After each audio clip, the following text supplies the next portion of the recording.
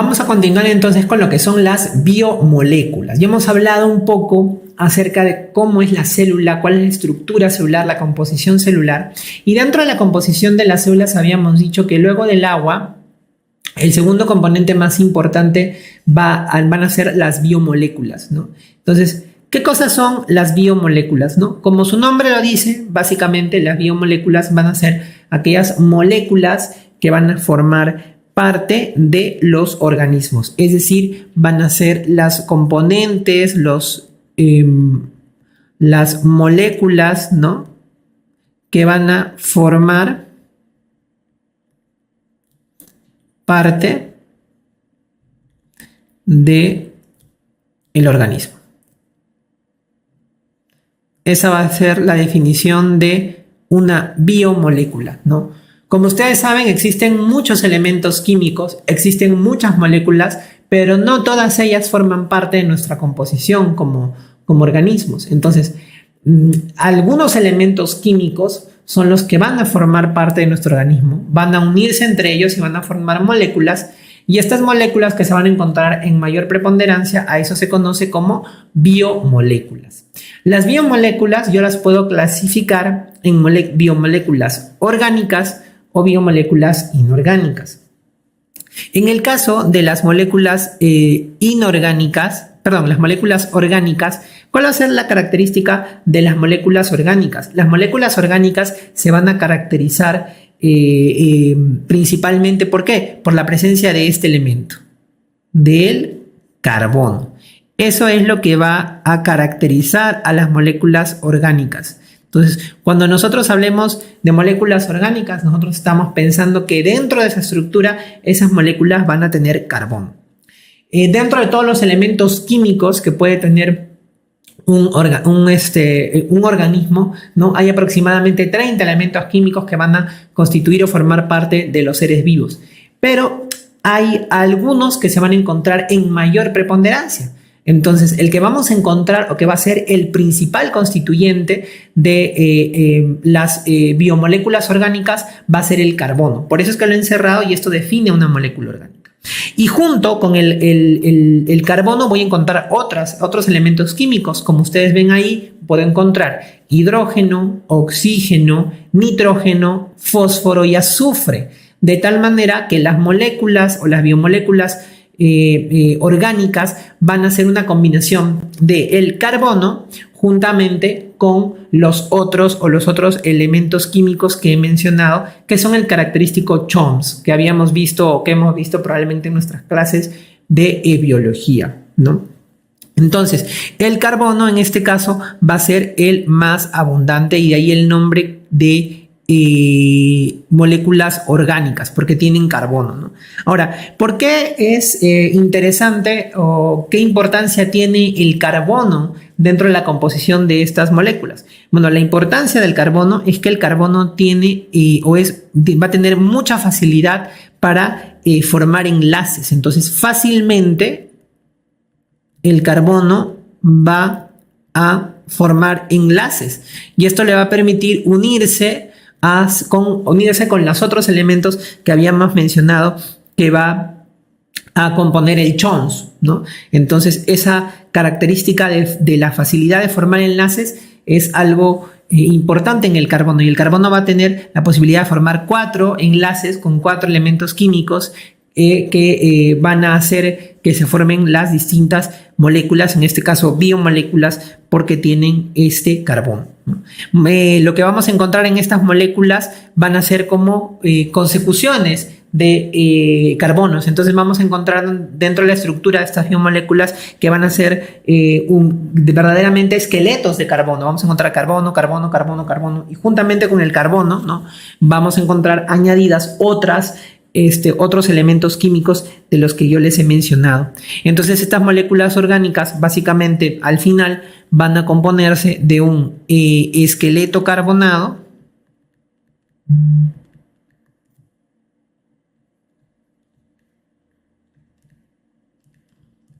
y asociado a este esqueleto carbonado vamos a encontrar lo que le va a dar la característica, digamos, a estas biomoléculas, la presencia o la unión de otros grupos de átomos que no necesariamente que pueden ser de otros elementos químicos que se van a conocer como grupos funcionales. Grupos funcionales. Entonces yo voy a tener que estas biomoléculas orgánicas van a tener carbono en su interior, vamos a tener un esqueleto de carbono y juntamente a este esqueleto de carbono se le van a unir otros grupos que se conocen como grupos funcionales. Y de hecho, a pesar que todas las moléculas orgánicas comparten esta estructura básica de tener un esqueleto carbonado, lo que va a diferenciar o caracterizar a cada una de estas moléculas o biomoléculas orgánicas va a ser precisamente la presencia de los grupos funcionales. Estos grupos funcionales como que le van a dar la especificidad a la biomolécula, ¿no? Porque la base siempre va a ser el carbono, que va a estar unido en mayor o menor grado a los otros elementos químicos que forman parte del CHOMS. Pero juntamente a este esqueleto yo voy a tener grupos funcionales que se van a ir uniendo y que le van a dar la especificidad a la biomolécula. De tal manera que yo voy a reconocer básicamente 5 biomoléculas importantes en el organismo. Vamos a tener las proteínas, vamos a tener los carbohidratos, vamos a tener los lípidos, vamos a tener los ácidos nucleicos y vamos a tener las vitaminas. Y de cada una de ellas vamos a hablar en las distintas sesiones de las clases. Vamos a hablar un poquito acerca de qué son las proteínas, los carbohidratos, los lípidos, los ácidos nucleicos, cómo se forman, cómo están compuestos, cómo se clasifican, cómo nuestro cuerpo aprovecha estos elementos, si es que los sintetiza, cómo los degrada, cuál es la función que van a cumplir en nuestro organismo, que eso básicamente se va a centrar mucho en lo que es bioquímica, ¿no? A partir del estudio de estas biomoléculas orgánicas que conforman o forman parte importante dentro de las células y de los organismos. También vamos a tener otro grupo de biomoléculas que van a ser las biomoléculas inorgánicas. En este caso, las biomoléculas inorgánicas no van a contener carbono dentro de su composición, pero sin embargo son biomoléculas importantes dentro del funcionamiento de la célula. Y vamos a encontrar, por ejemplo, aquí a la cabeza al agua, ¿no? El agua, como habíamos dicho, que es el principal componente del organismo, de las células, es el principal componente. Entonces vamos a hablar luego un poquito acerca del agua, ¿no? Para conocer cuál es la importancia del agua dentro de la constitución de nosotros. Si no existiera el agua, realmente no podría existir la vida, como vamos a ver más adelante, por las propiedades que tiene esta biomolécula. Y juntamente con el agua, dentro de las biomoléculas inorgánicas, vamos a encontrar los famosos minerales, ¿no? Dentro de lo que son los minerales, por ejemplo, vamos a encontrar a lo que es por ejemplo, el hierro, el cobre, el zinc, vamos a encontrar, por ejemplo, al sodio, al potasio, al cloro, ¿no? Vamos a encontrar también ahí al calcio, al fósforo, al magnesio, al yodo, al selenio. Son una serie de minerales, serie de elementos químicos que también por sí solos y formando o uniéndose hacia otras moléculas van a permitir el buen funcionamiento del organismo. Como vamos a ver más adelante, vamos a tener que de todos estos componentes o dentro de todas estas biomoléculas, finalmente lo que es agua, minerales y vitaminas van a tener funciones básicamente reguladoras, sobre todo funciones reguladoras dentro de lo que es el metabolismo. Y es importante mencionar esto porque eso va a permitir precisamente hacer la diferenciación, ¿no? Entonces, esto va más o menos en líneas generales en lo que respecta a las biomoléculas, ¿no? Ahora, yo les había dicho que las biomoléculas básicamente las biomoléculas orgánicas van a estar conformadas por este esqueleto carbonado, una consecución, digamos, de carbonos. Sin embargo, dentro de esta estructura, dentro, digamos, de este esqueleto carbonado que pueden tener las biomoléculas, adyacentes a ellos van a haber algunos grupos que se van a llamar grupos funcionales. Y estos grupos funcionales va a ser lo que les va a dar, digamos, la especificidad a la biomolécula, a las proteínas, a los carbohidratos, a los lípidos, a los ácidos nucleicos, a las vitaminas, ¿no? para que puedan desarrollar su función. Entonces, ¿qué grupos funcionales yo voy a encontrar o cuáles van a ser más los importantes? Entonces, yo voy a tener aquí, vamos a hablar un poquito acerca de los grupos funcionales vamos a poder dividirlo en aquellos grupos funcionales que tienen básicamente oxígeno, nitrógeno y azufre dentro de su composición. Entonces, ¿qué es lo que vamos a tener dentro de los grupos funcionales? Aquellos en los cuales hay la unión de carbono con oxígeno. Vamos a encontrar, por ejemplo, al grupo hidroxilo. El grupo hidroxilo, ¿no? Que es este famoso grupo del OH, como ustedes ven aquí, ¿no? OH, vamos a encontrarlo presente o vamos a tenerlo en aquellos compuestos que son los famosos alcoholes, ¿no? Entonces ustedes van a tener que estos alcoholes o los compuestos que se denominan alcoholes van a encontrar dentro de su composición a este grupo hidroxilo, que es característico de estas moléculas, ¿no? Es importante porque estos grupos hidroxilos van a permitir formar o van a ser capaces de que yo pueda condensar ciertas moléculas como por ejemplo carbohidratos, proteínas y ácidos nucleicos, ¿no? Estos grupos hidroxilos van a permitir que luego se puedan unir otras moléculas entre sí. Entonces es importante la presencia de este grupo hidroxilo. Voy a tener luego dos grupos que son el grupo aldehído y el grupo cetona, ¿no? El grupo funcional aldehído y cetona, si ustedes se dan cuenta, más o menos son parecidos, ¿no? Aquí vamos a tener la unión del carbono con el oxígeno, ¿no? Y a este grupo en el cual hay carbono y oxígeno de manera simple se le conoce como el famoso carbonil, ¿no? Entonces, el carbonil, que va a estar formado por carbono, oxígeno, dependiendo de dónde se localice este grupo funcional dentro del esqueleto carbonado, va a recibir el nombre de aldehído o el nombre de cetona. Entonces, si este grupo carbonil, que lo voy a escribir aquí, si este carbonil yo lo encuentro al final del esqueleto carbonado, ¿ya? Si el carbonil yo lo encuentro al final del esqueleto carbonado, entonces a ese grupo que se encuentra al final del esqueleto carbonado y que probablemente se va a asociar a un hidrógeno, como vemos aquí, se va a denominar como aldehído. En cambio, si este grupo carbonil que está formado por CO lo vamos a encontrar en el medio dentro de la cadena carbonada, entonces carbonil dentro de la cadena carbonada, entonces a eso se le denomina cetona, ¿no?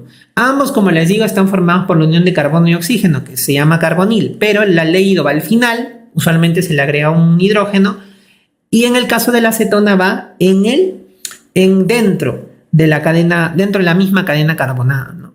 Aquí es importante porque, por ejemplo, los aldehídos y las cetonas se encuentran como componentes de unas biomoléculas como son los carbohidratos. Los carbohidratos más simples son los monosacáridos y vamos a encontrar que los monosacáridos pueden ser monosacáridos que tienen grupos aldehídos o grupos cetonas y esto nos va a permitir clasificar, ¿no?, entre monosacáridos que tienen aldehído y monosacáridos que tienen cetonas, como lo vamos a ver en la parte de monosacáridos.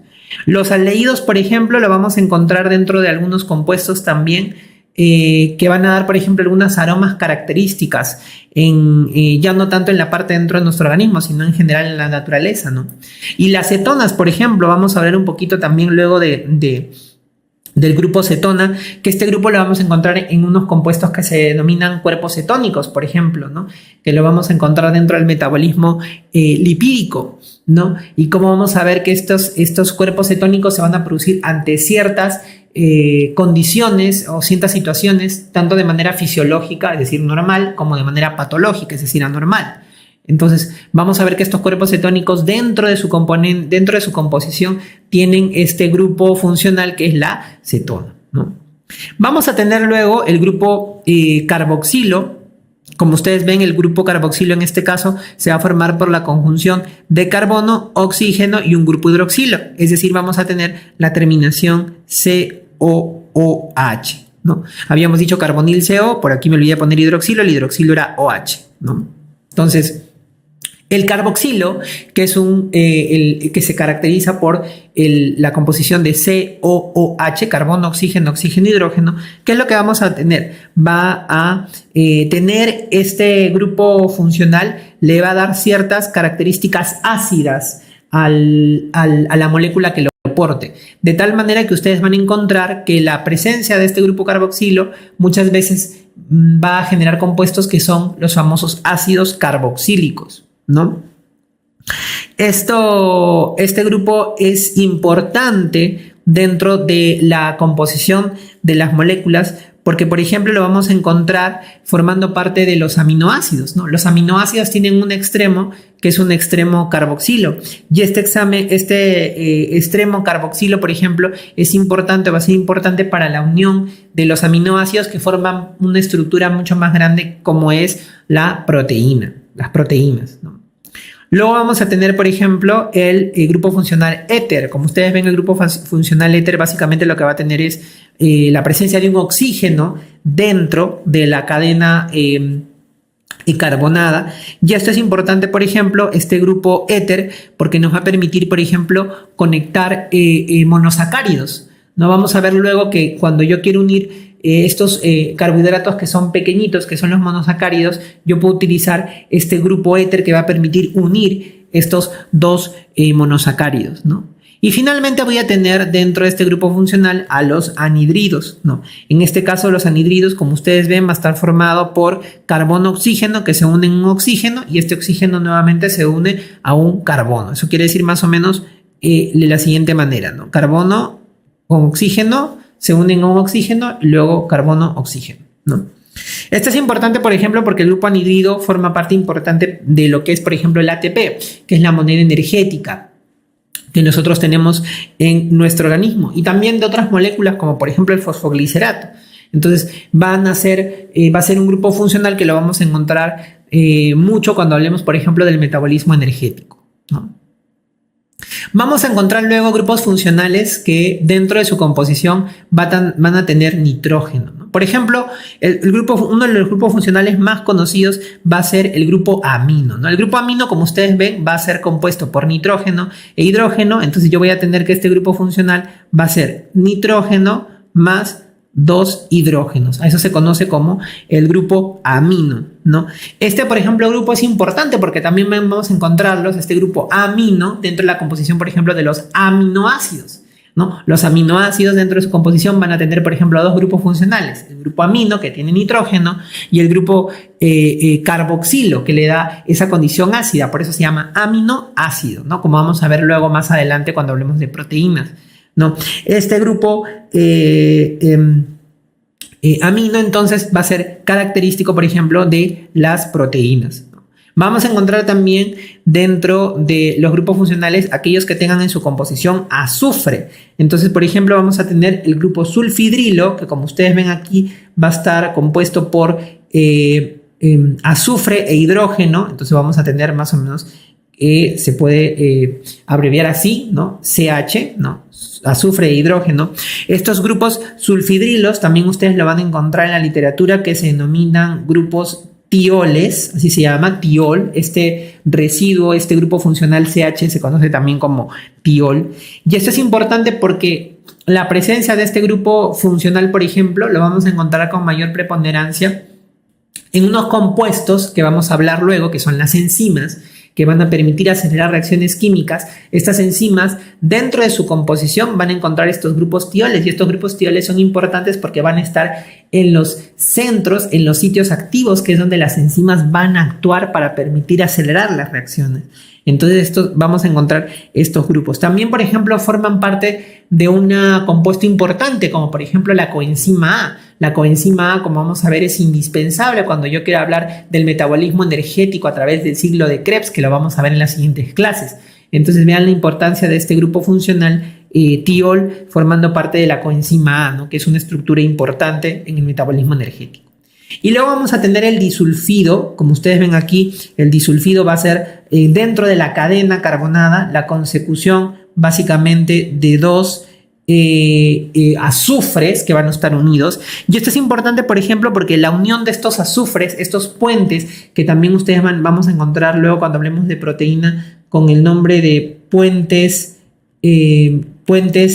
disulfuro, estos puentes disulfuro van a permitir unir, por ejemplo, cadenas de aminoácidos y darle una estructura mucho más compleja a las proteínas, darle esa complejidad estructural tridimensional a las proteínas que van a permitirle dar su característica funcional a las proteínas, ¿no? Como vamos a ver luego, las proteínas se van a ir organizando, los aminoácidos que forman las proteínas se van a ir organizando a través de una estructura primaria, secundaria, terciaria o cuaternaria, y aquí los puentes disulfuro van a permitir que se empiecen a configurar sobre todo las estructuras terciarias y cuaternarias de las proteínas.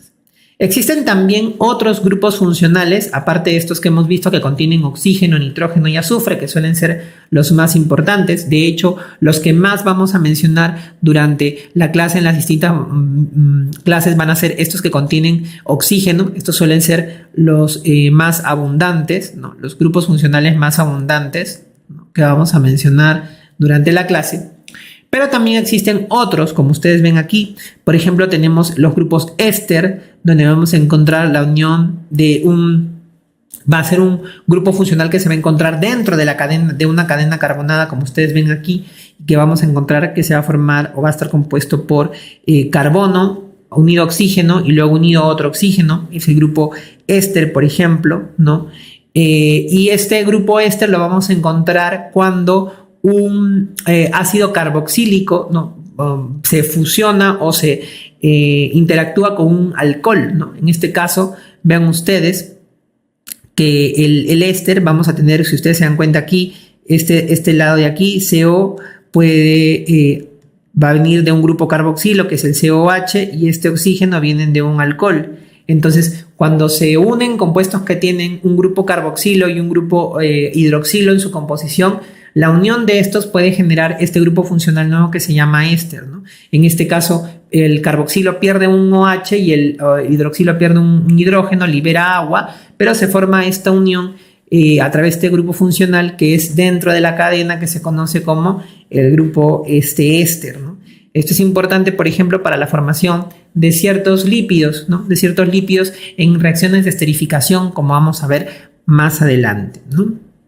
Vamos a tener luego otro grupo que es una variación en realidad de este grupo éster, que se conoce como tioéster, donde en lugar de un oxígeno, vamos a tener azufre, probablemente por la reacción no con un grupo hidroxilo, sino con un grupo sulfidrilo en este caso, ¿no? Reacciona el carboxilo con el sulfidrilo y se forma algo similar a lo que pasaba en el éster, pero en este caso contiene azufre, por eso se denomina tioéster, ¿no? Vamos a tener, por ejemplo, aquí también a una variación del grupo amino. Vamos a tener, por ejemplo, la amida, ¿no? En este caso, este grupo funcional amida va a ser de la reacción de una amina, de un grupo amina con un grupo carboxilo. Vean ustedes aquí tenemos un CO que viene del grupo carboxilo, que es el COOH, y aquí tenemos un grupo amina, ¿no?, que es NH2. Entonces, la reacción de un grupo hidroxilo con una amina va a crear esta unión, un grupo funcional que se conoce como amida, que vendría a ser también una fusión entre el carboxilo y el grupo amina, parecido a lo que ha sucedido con el éster y el tioéster, donde el carboxilo reacciona con el hidroxilo y con el sulfidrilo. Voy a tener luego este de aquí que contiene fósforo, por ejemplo, que es el grupo fosforilo, ¿no? El grupo fosforilo, vean ustedes que es importantísimo por la presencia del fósforo, ¿no? Este grupo, por ejemplo, dentro de lo que es la formación del ATP, porque este grupo fosforilo va a permitir la formación de enlaces de alta energía que forman parte, por ejemplo, de la moneda energética que tenemos nosotros, que es el ATP, ¿no? También vamos a tener otros grupos funcionales que son menos frecuentes, como por ejemplo el grupo metilo, donde vamos a tener la unión de hidrógenos, de 3 hidrógenos al carbono, al último carbono de la cadena carbonada. El etilo, el grupo etilo, donde es la unión de 2 carbonos asociados a hidrógenos.